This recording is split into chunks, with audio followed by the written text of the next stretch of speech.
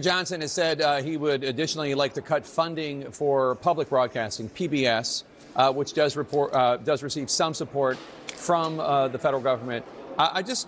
It's interesting. I just have to say, on a personal level, I learned to read by watching Sesame Street and Mr. Rogers' Neighborhood and the Electric Company. That's literally how I learned to read as a kid.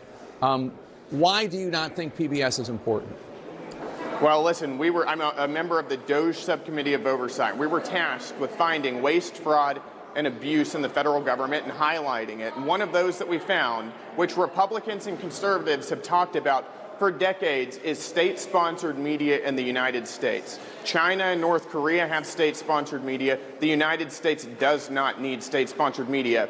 Listen, if Fox News or any other conservative news organization came to me and asked for taxpayer money, I would tell them no. And I certainly don't think we should be funding left-wing propaganda outlets like NPR or PBS. I had a hearing just a couple weeks ago where I got to question the head of NPR and ask her about some of the wild, outrageous things that she had been posting on the internet for the whole world to see, and she had no answer for that.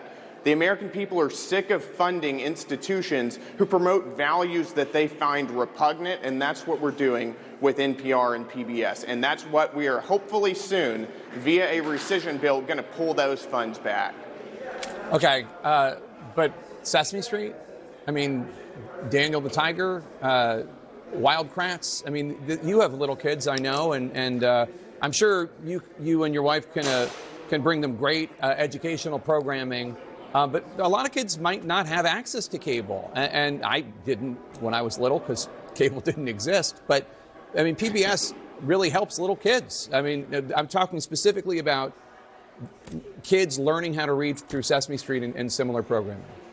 Well, they've already spun off Sesame Street to HBO, so that's not with PBS anymore. But what I don't think the government should be doing is funding these institutions that are radically left-wing and are oftentimes, even in their cartoon shows, geared towards young children, promoting far-left ideologies that are not teaching children how to read, but are teaching them the trans agenda and other things that large portions of our country do not agree with.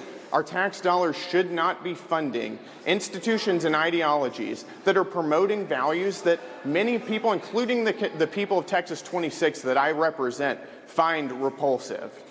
All right, Congressman Brandon Gill, thanks so much. Good to see you, sir. Thank you, Jake. What's the